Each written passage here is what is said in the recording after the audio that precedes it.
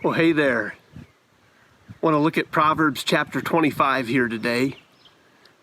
It was fairly warm this morning, and now here tonight it's getting chilly. I thought it was the month of May. Today was to be May 4th. May the 4th be with you, and tomorrow's Cinco de Mayo. But anyhow, back to Proverbs chapter 25.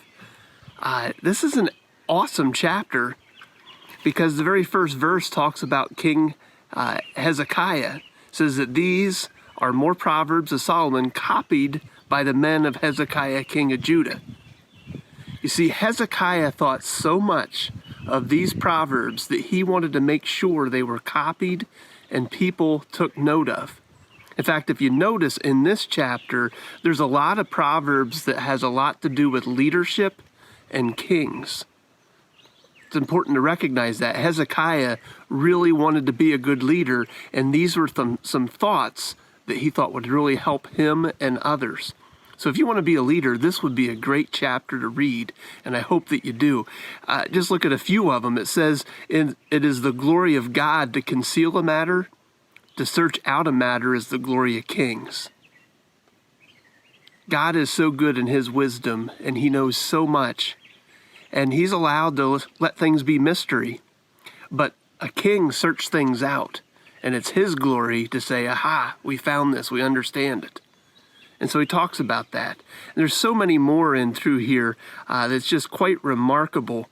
It says to remove the dross from silver, and out comes material for the silversmith. Remove the wicked from the king's presence, and his throne will be established through righteousness. You know how important it is for silver to be used, to be pure. And so you want to get rid of all the impurities, the dross. And it's the same way if we want to be a good leader.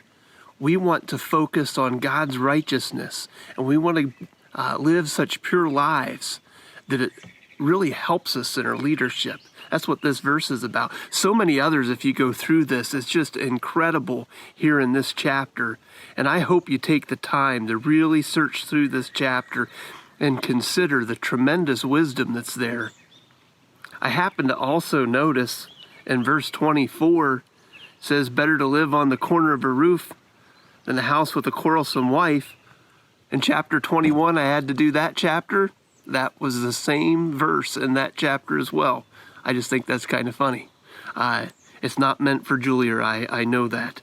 But anyhow, as you go through and consider this chapter, there's so much there. Verse 27 says, it is not good to eat too much honey, nor is it honorable to seek one's own honor.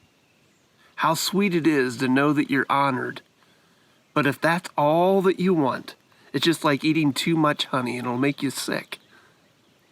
It's important that we have a balanced life, and we get that through keeping our eyes fixed on the Lord.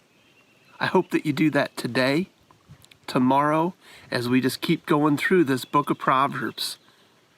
There's a lot of wisdom here, and I hope that you're applying it to your life, not just reading it. God bless. Hope you have a great day.